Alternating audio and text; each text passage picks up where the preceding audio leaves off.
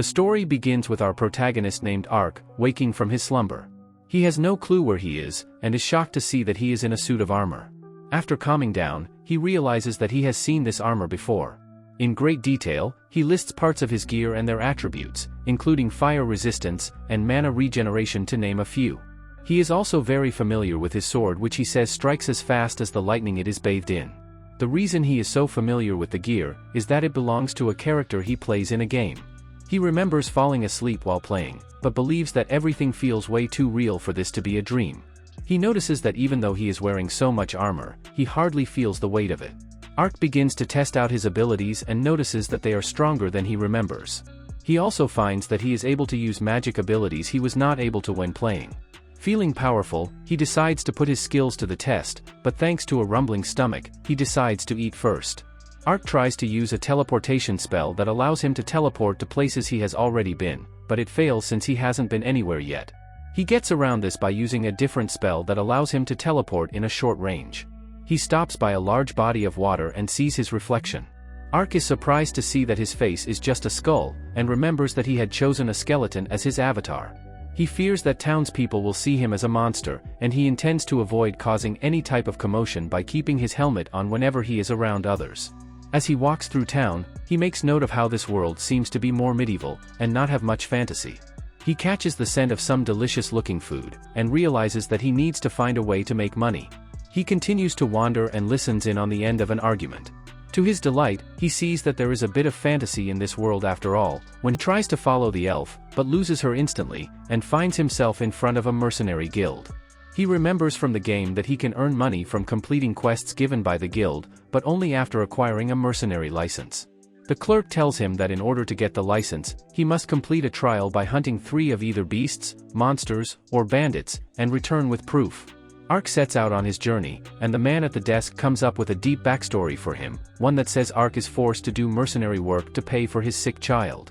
Later, we see that Ark has completed the trial, but stops on his way back when he sees that 2 women are being attacked by a group of bandits. He takes a moment to think about how he is outnumbered, and how that usually means failure, but is able to find confidence in his top-tier gear. With a couple swings of his sword, Ark vanquishes all the bandits and rescues the 2 women. They introduce themselves as Lauren, and her servant, Rita. Rita asks Ark if he is a knight in service of a lord, but he says they can talk later as they first need to get dressed. He thinks to himself though how his character's premise is that he was hit with a curse and is on a journey to find a cure. He disposes of the bandits' bodies, and surprises himself with his lack of guilt considering he has never killed before. He just assumes it is because they were bad guys. Ark is delighted to see that the girls are not paying attention to him, giving him the opportunity to loot the bandits. The 2 women thank him for the help, but all he can think of is getting back to enjoy a meal.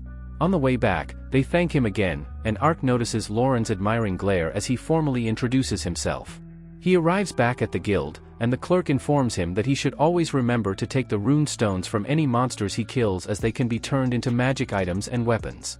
He gives Ark his license, and shows him the measly board of quests, explaining that the best quests are for those that join a mercenary guild. Ark finally enjoys his meal, and gets excited for the following day when he begins to quest. The next day, Ark does his first job, which is to guard someone collecting herbs.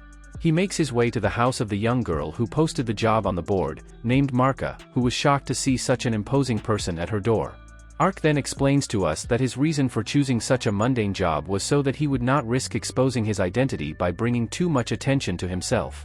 Marka then expresses her doubt as to why such a prestigious-looking knight would take her job, and he simply lies about having interest in picking herbs.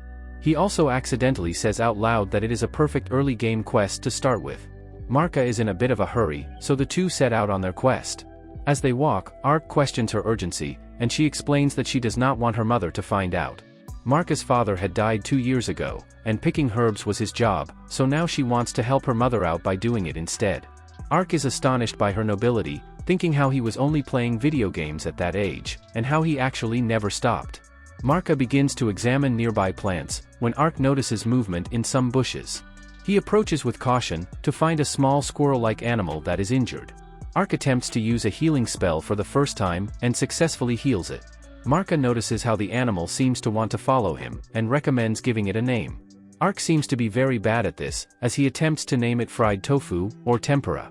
The animal seems happy though, as Ark finally decides to name it Panta.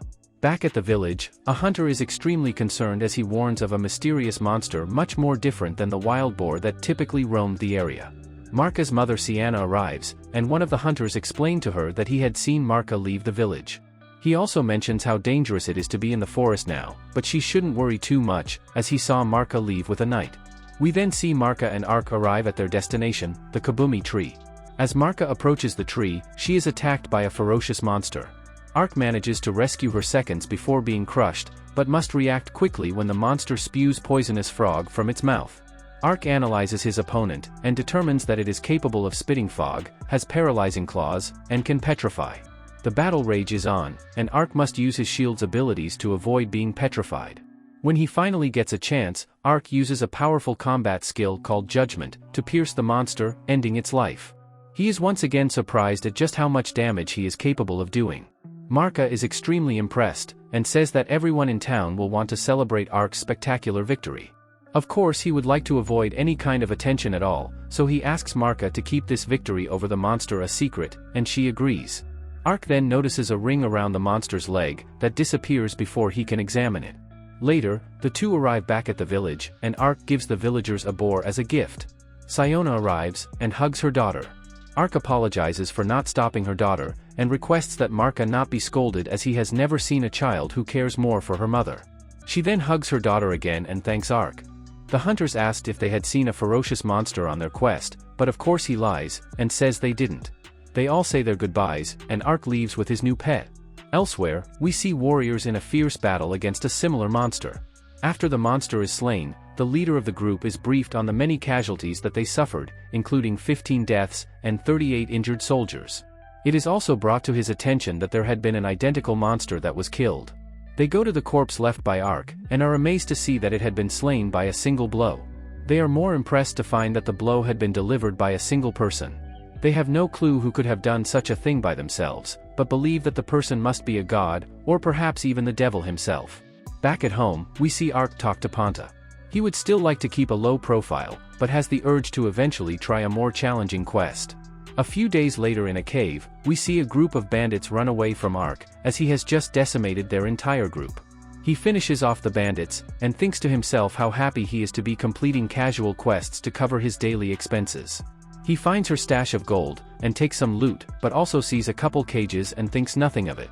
Elsewhere, it is revealed that the attack on Lauren was actually a failed assassination ordered by Lord Diento. Diento is shocked. It is also, and says that they are typically very cautious creatures. He offers to help in any way he can, but she refuses, stating that it is a matter for elves to deal with, and she would never request help of a human. She leaves, but Ark is not discouraged in the slightest. The elf from the night before arrives, and demands they release their captors. The bandits see the value in her, and want to capture her as well. The bandits have no chance, as the girl slices through them with ease. Udalin is desperate to stop her, so he threatens to harm the young girls. His plan works, and they begin to harass the proves himself valuable by releasing the girls from the cage. She then notices that the girls have necklaces that steal their mana, and she is not able to remove them here. However, with a bird to have the girls be picked up by her comrades. They prepare to part ways, and the young girls are sad to be leaving Ark. However, warrior elf finds barbaric and dangerous humans. She is also very impressed with his skillful use of abilities, and questions just who exactly he is. He's traveling companion Panta. She finally introduces herself as the elf warrior called Ariane, and thanks Ark for his assistance. Burke expresses his concerns for what Ariane's comrades might think of receiving help from an outsider. Ariane says that it won't matter, she can tell Ark has no prejudice against the elves, and he is the first human she has ever trusted. Ark then agrees to the job, and he teleports him to a river near their destination. They head into the town of Diento, to meet with Ariane's comrade. Ark is excited to see this friend of hers, assuming her to be just as beautiful as Ariane. However, he is disappointed to see that her comrade is actually a man, with a very intense glare named Donka. They move their meeting to a diner in order to avoid too much attention. Ariane wonders why Ark is not eating, and he simply says that he is not hungry. However, he thinks to himself how he is really trying to avoid exposing his skeleton form out of fear of their reaction. Ariane then introduces Donka.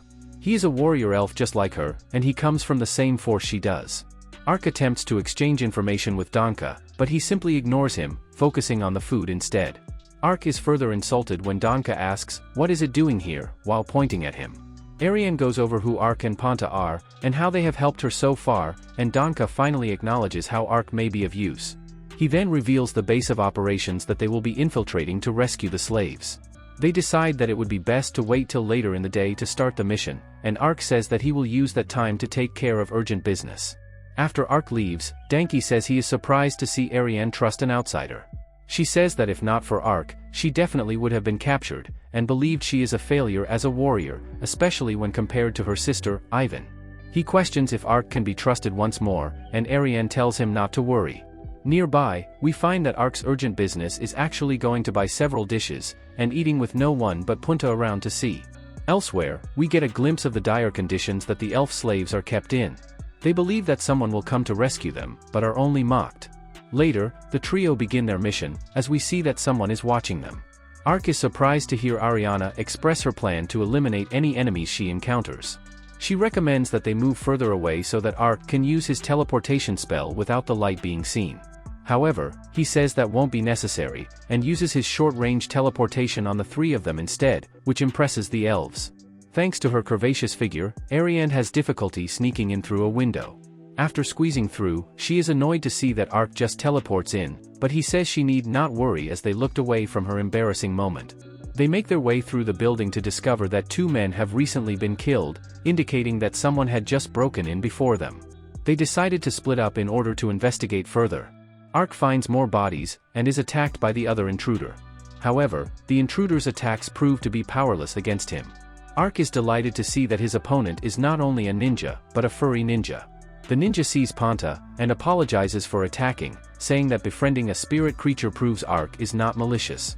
The ninja says that they couldn't find what they were looking for, but gives Ark some useful items that will help them in their quest to free the elves. Before leaving, the ninja reveals that there are two more elves being held captive in the Lord's Manor. Ark then expresses his appreciation for having met Panta. Ariane looks at the documents, and discovers that they are elf purchasing contracts that prove Lord Diento is involved with the slave trading. Ariane asks how he got all this information, but Ark doesn't want to complicate things by telling them about the furry ninja, so he lies and says he interrogated one of the villains. The three of them fight their way to the basement to the imprisoned elves. They are terrified when they see Ark bend the prison bars with his bare hands, but Ariane assures them that he is an ally.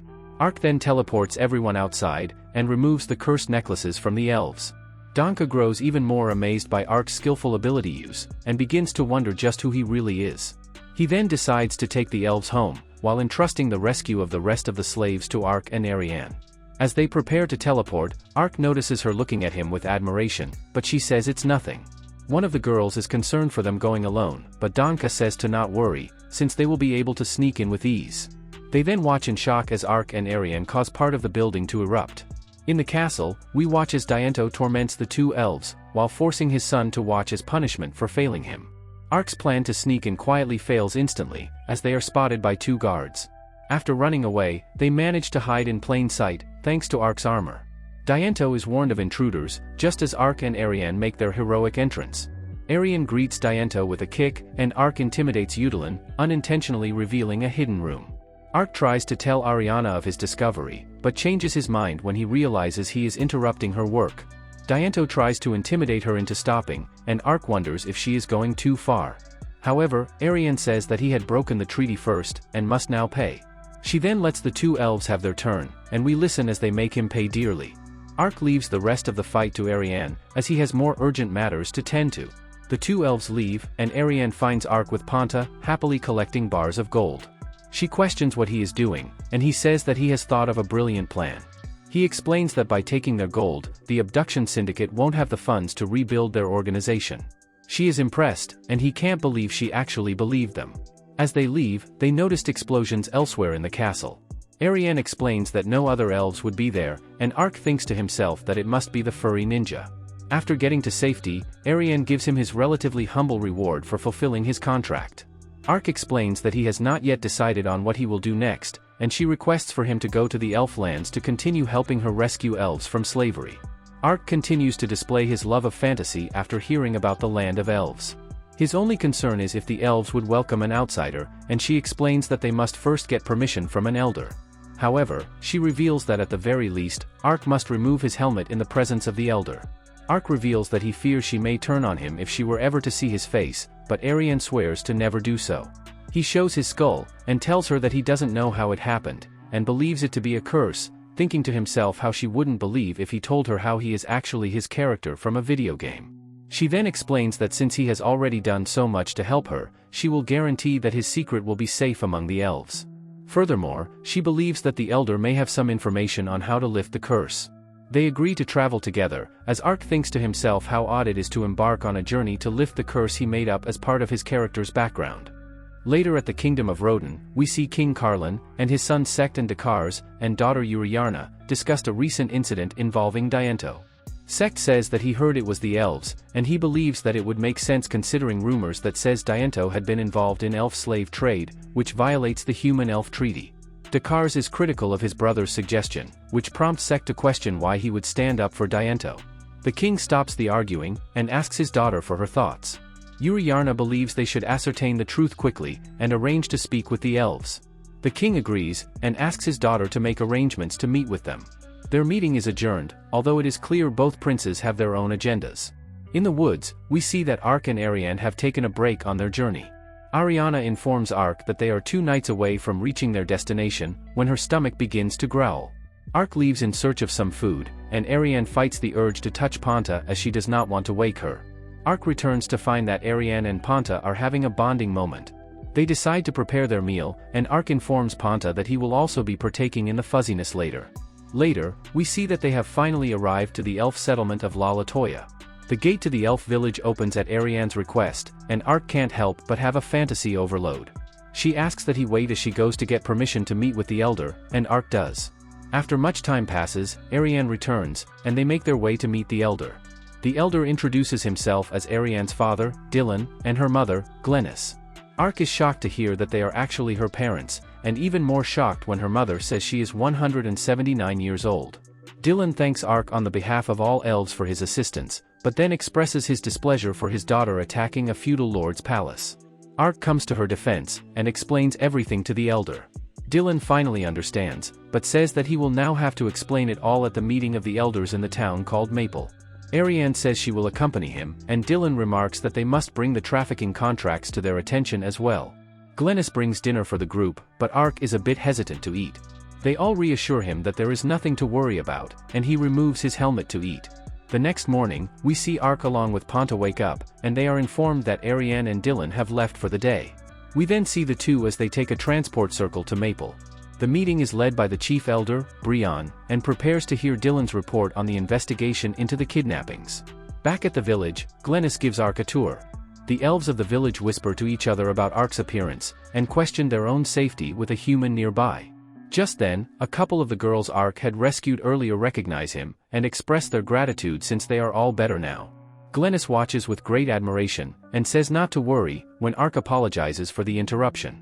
However, he is taken aback when Glennis then asks him if he would like to spar a bit with her. At the meeting, they discuss how breaking a 400-year-old treaty is as much justification for a war as there has ever been. They wonder if the humans have forgotten how the last war between them 600 years ago was a catastrophe for both parties. However, they realize that humans have a much shorter lifespan than them, and no human alive would remember. The chief explains that although they had broken the treaty first, attacking the Lord's home is excessive, and if word spread, it could start a war. He decides that the operation to liberate the elves will continue, but that they must also carefully watch for the Kingdom of Roden's reaction. Ark is a bit wary of his sparring partner, but Glennis explains she was the one who taught Ariane how to fight so well.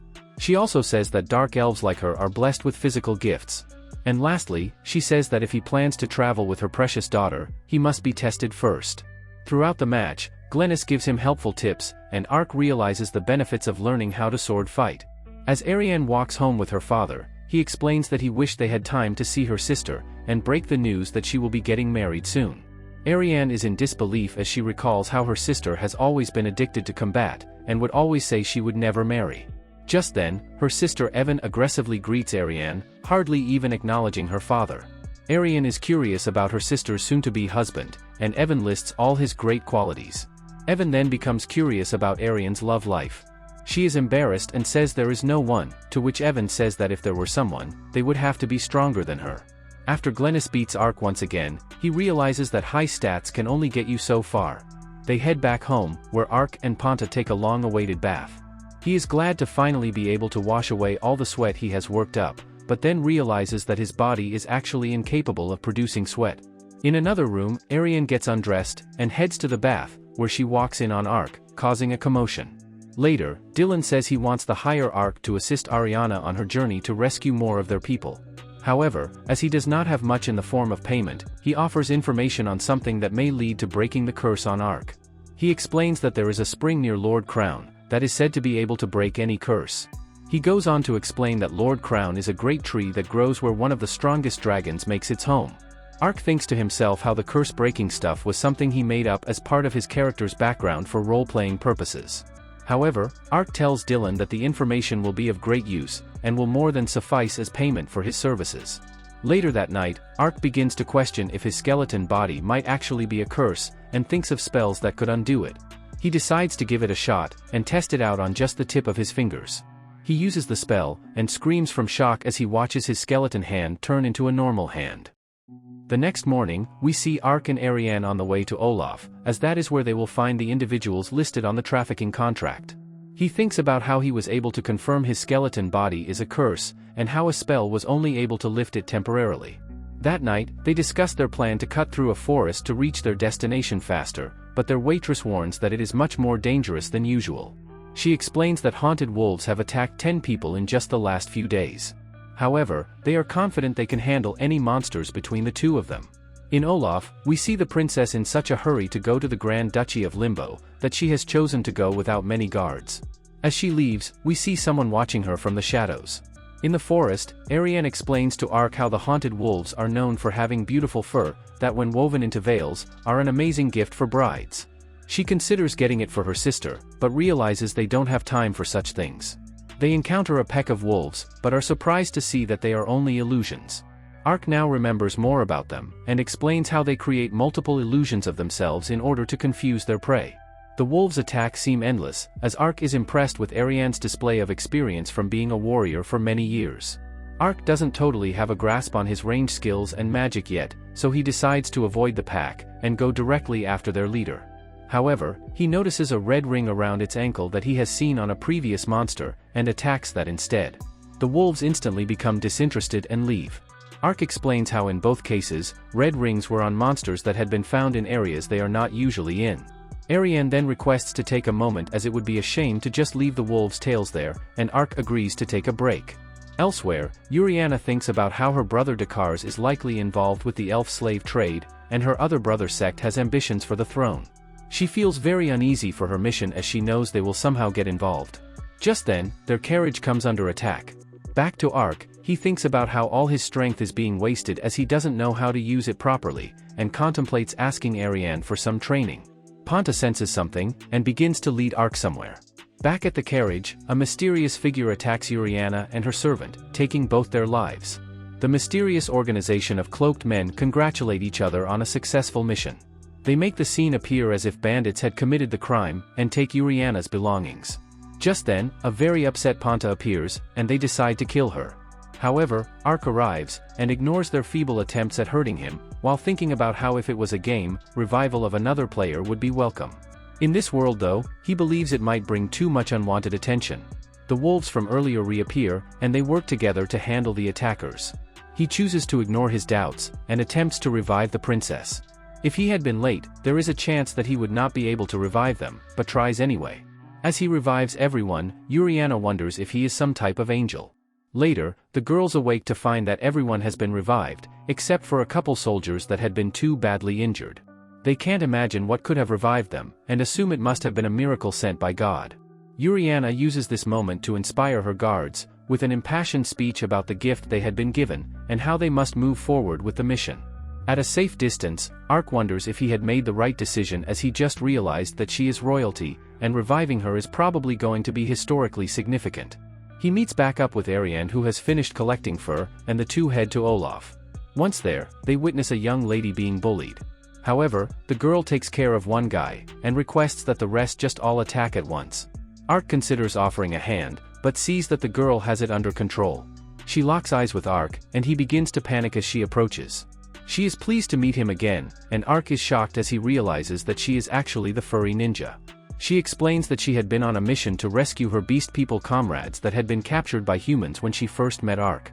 She made note of how Ark had given off a different scent and presence overall than anyone she has ever encountered. Ark introduces her to Ariane as the person who gave them the trafficking contract, but doesn't know her name. She says it's Kiyomiai, and she is one of the Jensen clan's 6 ninja.